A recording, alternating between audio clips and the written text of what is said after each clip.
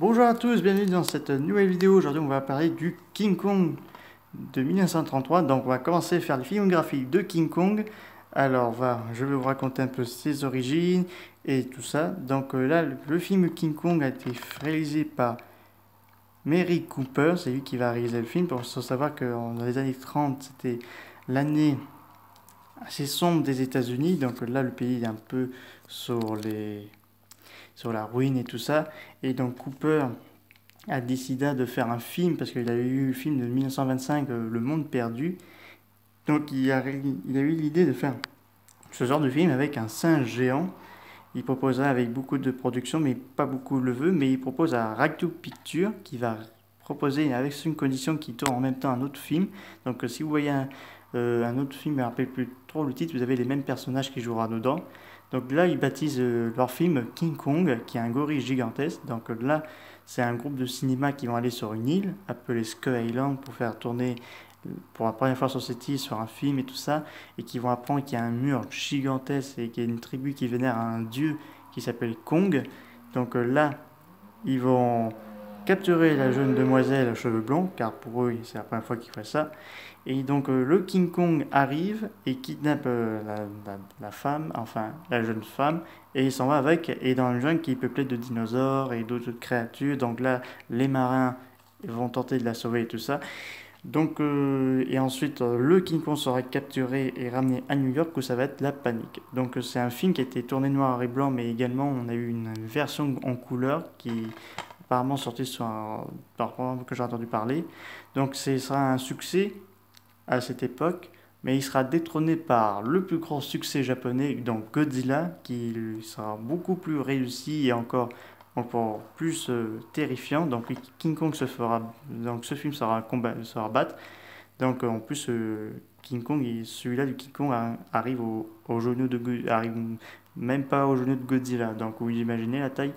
Donc là, ça a été fait par stop motion. Donc c'est image par image, on prend des photos, on change la place de, de la pâte à mots-clés, je crois. Je ne suis pas très sûr si c'était ça ou pas.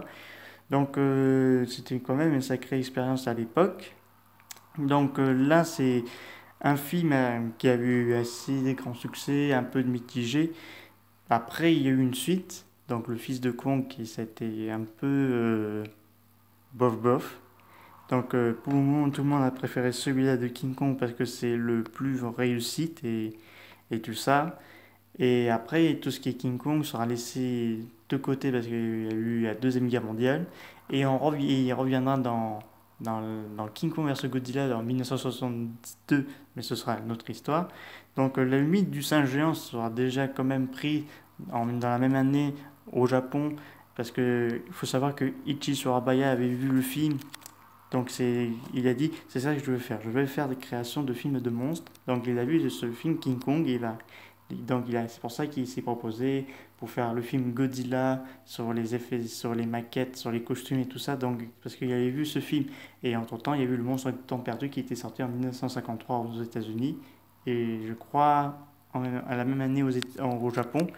Donc là c'est le film qui a beaucoup mis Ichiji Surabaya parce que ça a vraiment impressionné tout ce qu'il y a ça de magie. Et là les Japonais ont refait là, beaucoup de magie pure avec le Kaidrika qui sortira au Japon. Donc vous avez des bonus dans ce DVD que vous trouverez sur Fnac ou Amazon.fr. Vous avez commentaires de Ray Akius et Ken Larston, Farid Frey et Mary Cooper. Et court-métrage Je suis King Kong, les espoirs de Mary Cooper. Donc j'ai pas eu trop le temps de voir un peu les bonus, mais regardez-le parce que c'est le plus grand film d'horreur, des effets spéciaux à couper le souffle. Bon, pour l'époque c'était assez impressionnant, mais quand vous regardez Kong Skyland, on voit qu'il y a quand même un petit hommage au 33. Parce que vous avez un Kong Skyland, il est debout, il marche sur ses deux pattes arrière, tandis que là, il marche également. Et vous avez un peu les créatures, les Skullcravel dans le film, enfin, juste une scène où on voit un lézard avec deux pattes. J'ai vu des informations qu'apparemment c'est ce créature-là qui a donné naissance au Skullcravel dans Kong Skyland. Et donc, ça a plu beaucoup de personnes. Donc, regardez-le, achetez-le. Si ça vous plaît ou pas d'avoir un film avant la Deuxième Guerre mondiale, ça vous fera une petite collection d'un monstre oublié.